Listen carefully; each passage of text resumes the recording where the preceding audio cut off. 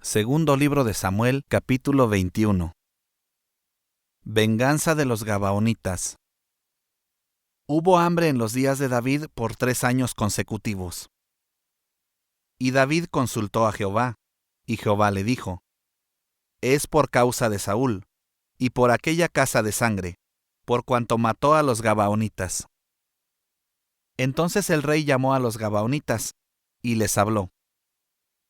Los Gabaonitas no eran de los hijos de Israel, sino del resto de los amorreos, a los cuales los hijos de Israel habían hecho juramento. Pero Saúl había procurado matarlos en su celo por los hijos de Israel y de Judá. Dijo, pues, David a los Gabaonitas: ¿Qué haré por vosotros, o qué satisfacción os daré, para que bendigáis la heredad de Jehová? Y los Gabaonitas le respondieron: No tenemos nosotros querella sobre plata ni sobre oro con Saúl y con su casa, ni queremos que muera hombre de Israel. Y él les dijo: Lo que vosotros dijereis, haré.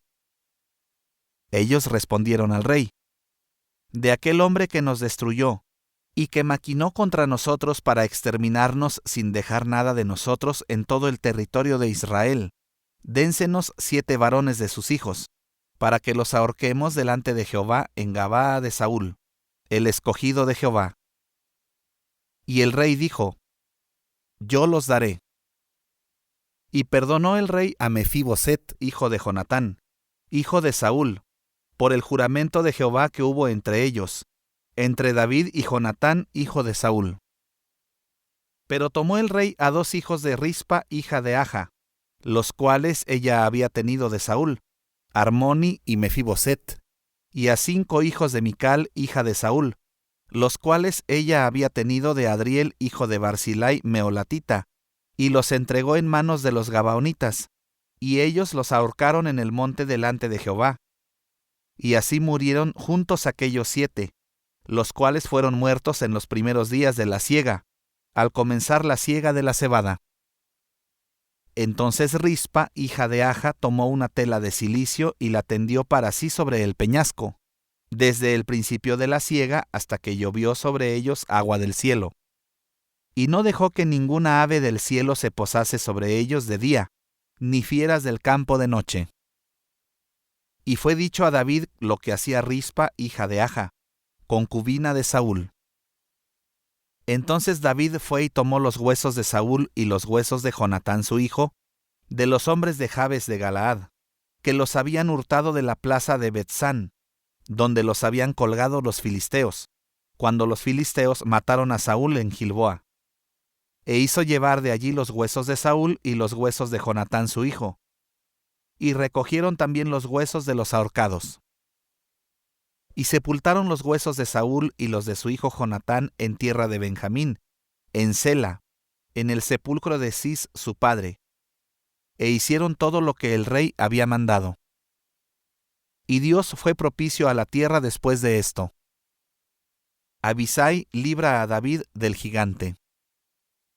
Volvieron los filisteos a hacer la guerra a Israel, y descendió David y sus siervos con él, y pelearon con los filisteos. Y David se cansó.